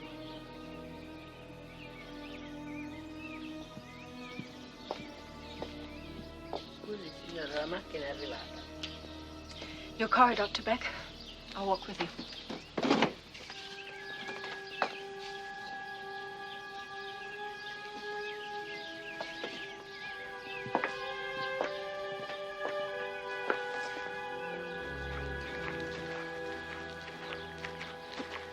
He'll do it.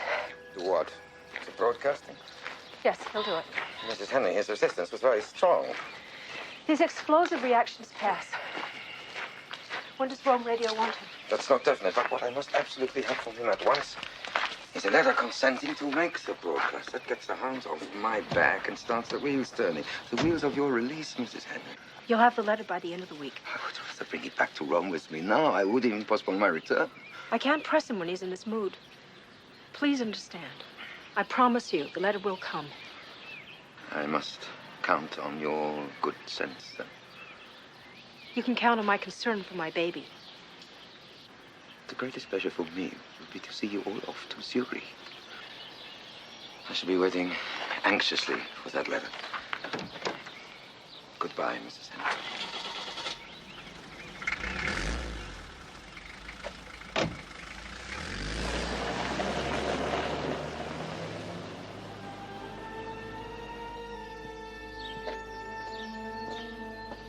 I just couldn't help it, Natalie. His proposal is outrageous. You shouldn't have turned him down flat. You should have stalled. Possibly. I'll never make those broadcasts he's asking for. Never. He took my outburst far too literally. No matter how badly the State Department has treated me, I still love my country. I will not go on the air for the Axis, disgrace my scholarship and mark myself a traitor. They can kill me if they like, but I won't do it. Then we're in real danger, Aaron. Well, that may be. But the first thing I want you to do, my dear, is to draft out a letter to Werner. Tell him that I apologize for my outburst and that I'm beginning to lay out 4 broadcasts, but be terribly vague about the completion date. Then I want you to go and talk to that young Jewish doctor, Castelnuovo. His plans for leaving Italy might take on a new relevance. My God, Aaron, this is a change. Well, I really haven't quite bargained for adventure at my time of life. Making a dash for it might seem a bit far-fetched, but I don't like Werner's new tune. But the important thing is to get you and Louis out of danger. So let's set about it, shall we? Of course, the Ovra may well be watching Castelnuovo, so it may be best for it to look like an office visit. Take the baby with you.